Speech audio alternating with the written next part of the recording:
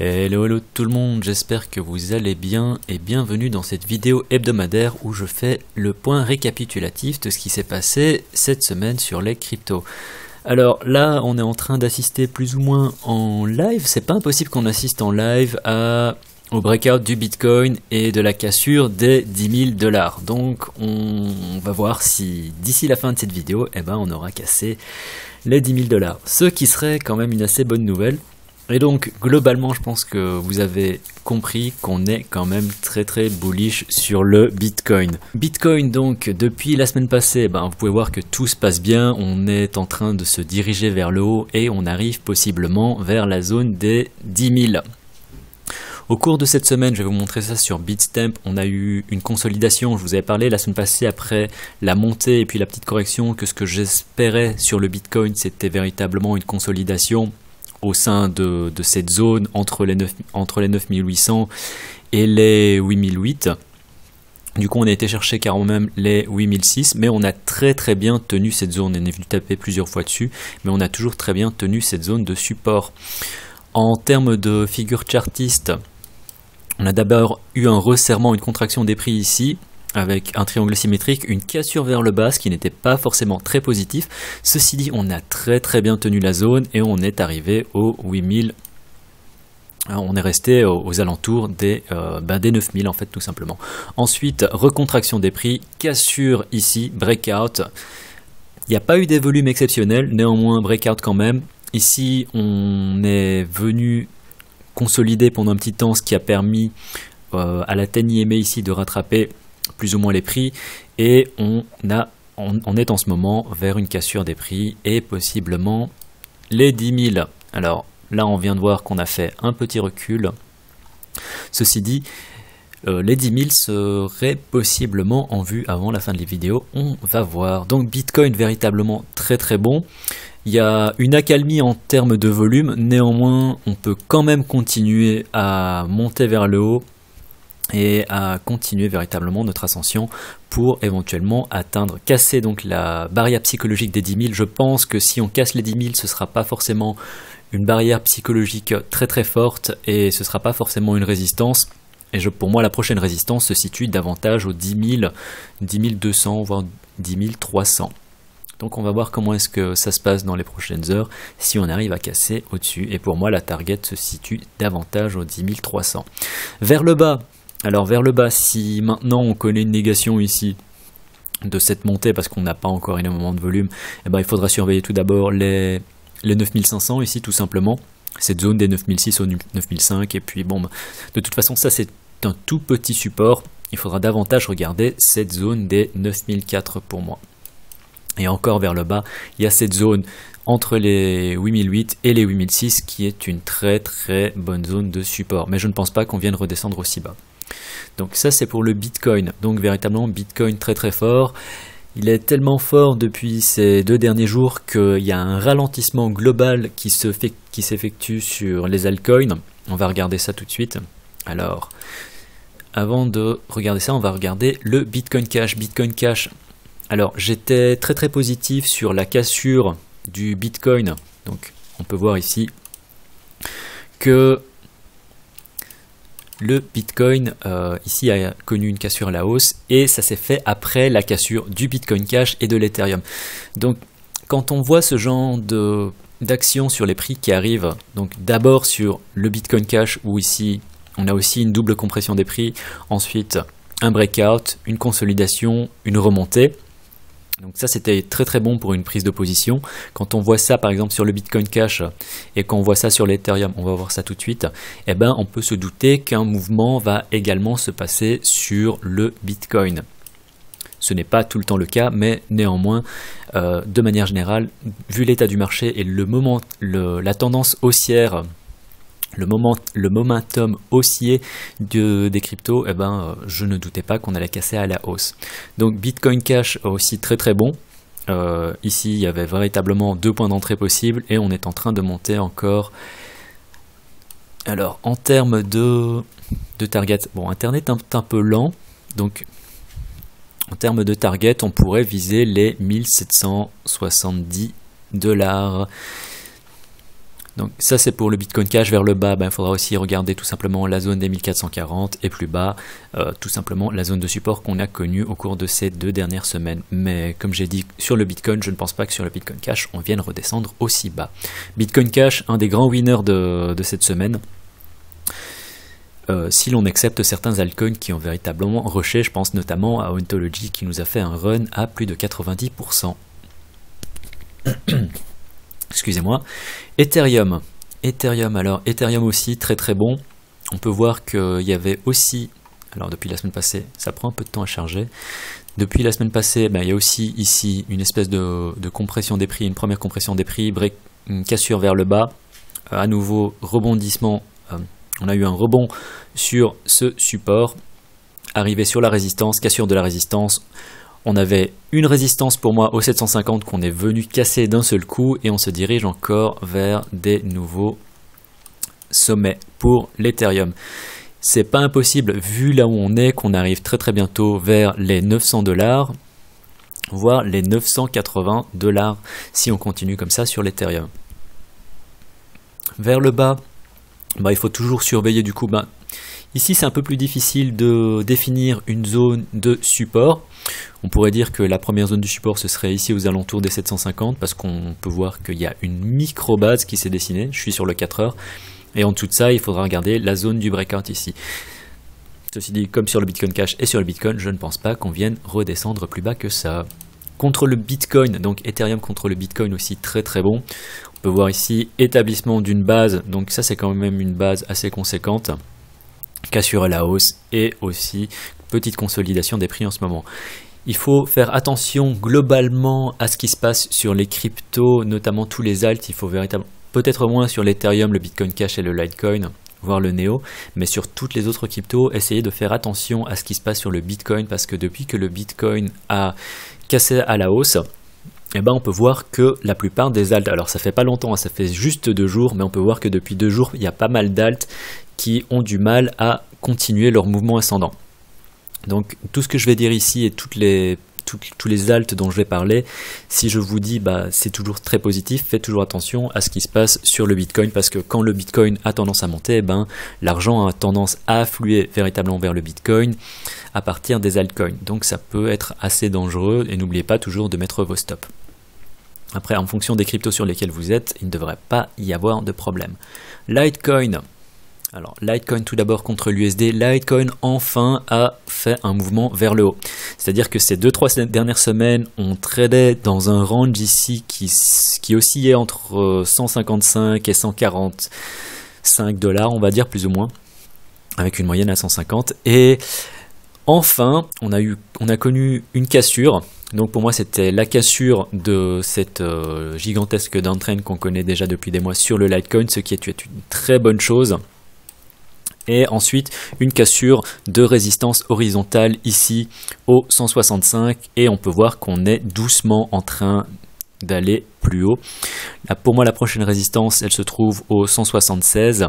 Ça risque peut-être d'être une résistance un peu compliquée, mais j'espère, ce que je voudrais voir en fait, parce que le Litecoin, contrairement à Bitcoin Cash, Bitcoin et Ethereum, n'a pas encore connu de run très très conséquent.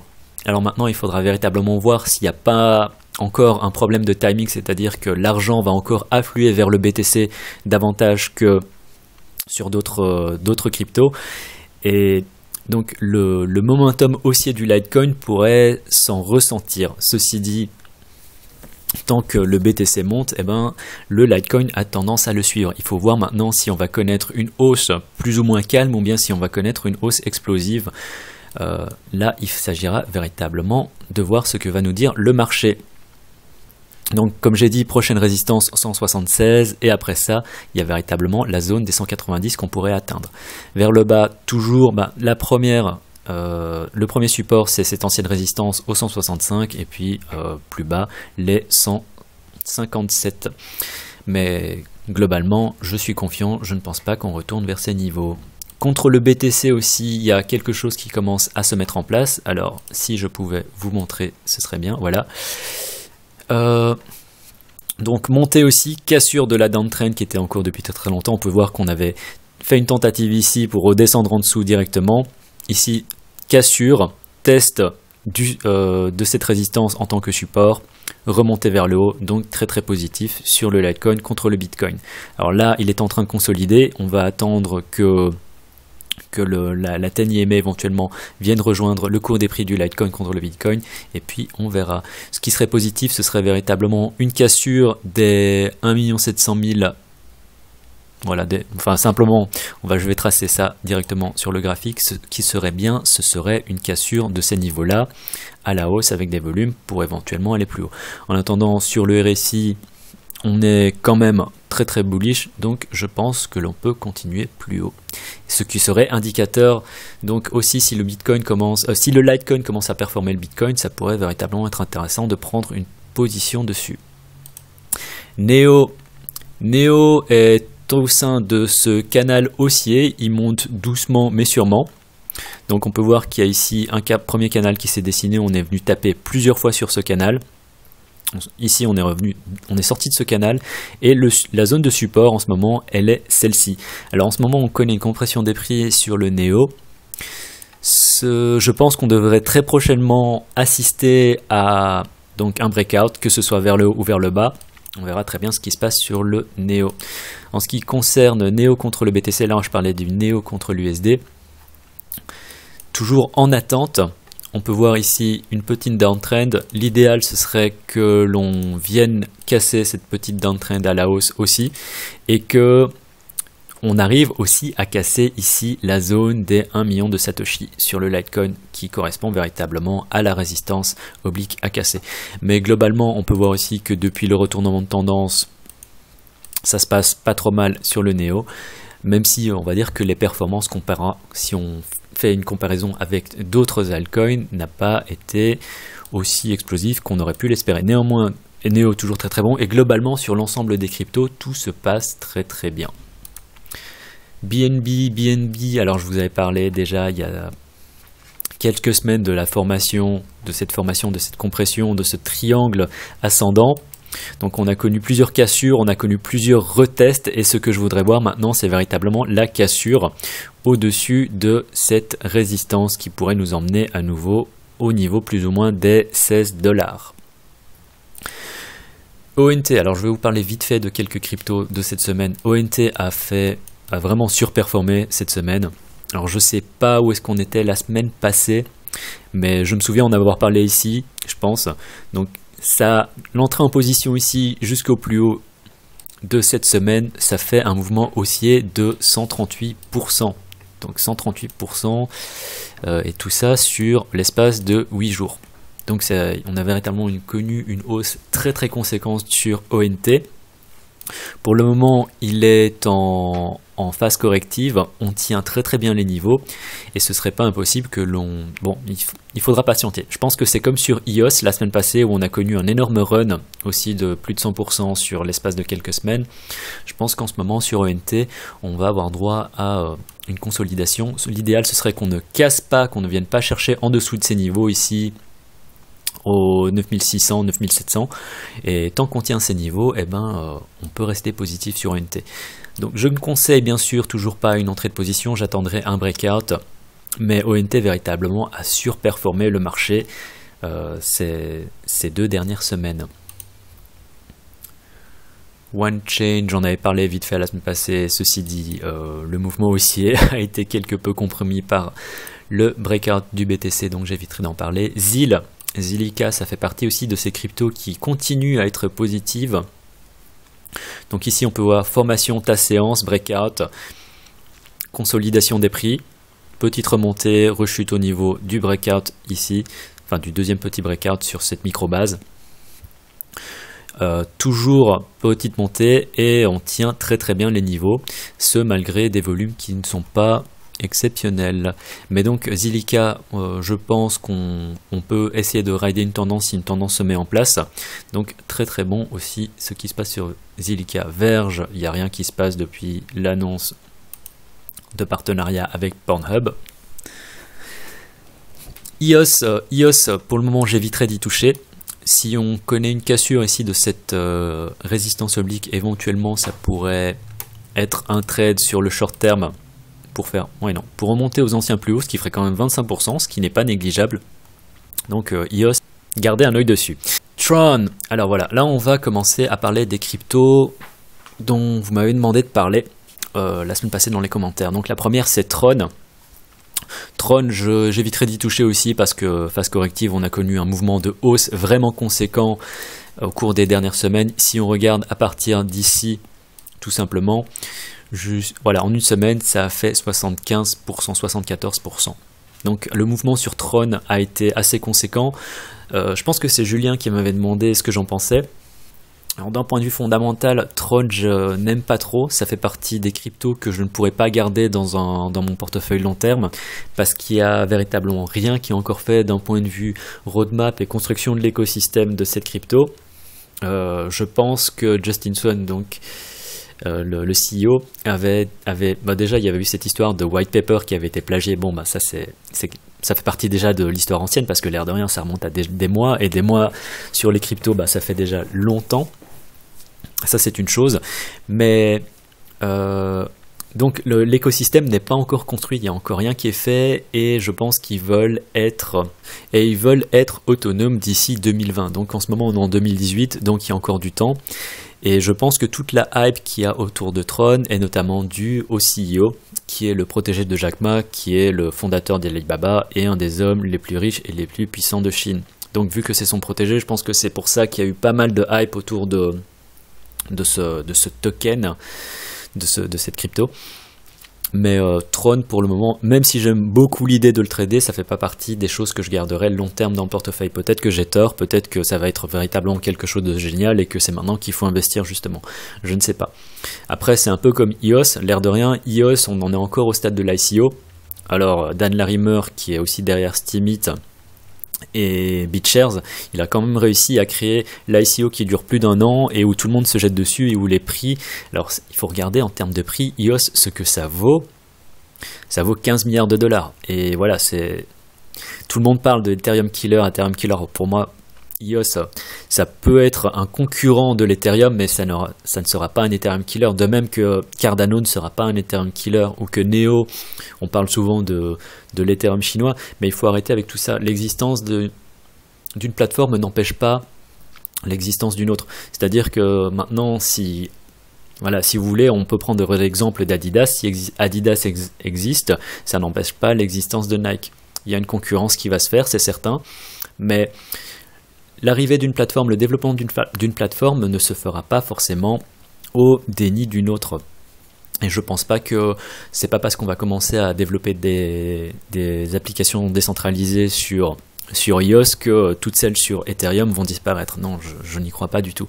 Donc quand vous voyez des gens qui vous font des présentations de Cardano ou de EOS en disant ouais le nouvel Ethereum Killer, bah, c'est véritablement que du putaclic, et essayer de garder un peu de distance avec tout ça. Mais je m'éloigne, je crois que j'ai parlé un peu de véritablement n'importe quoi. Donc on avait commencé avec l'analyse technique de Tron. Donc, comme je vous ai dit, je préfère rester un peu en dehors de ça et je finis par parler un peu des fondamentaux d'EOS, de Tron et un peu de ce qui se passe autour. Donc je suis désolé, je m'égare. Et en plus je voulais faire court. Donc continuons avec la liste des cryptos que vous m'avez demandé de regarder.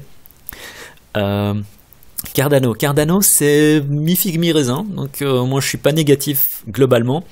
Ce que je voudrais voir c'est une petite cassure tout d'abord ici, donc sur le court terme de cette résistance et une évolution éventuellement au sein de ce canal.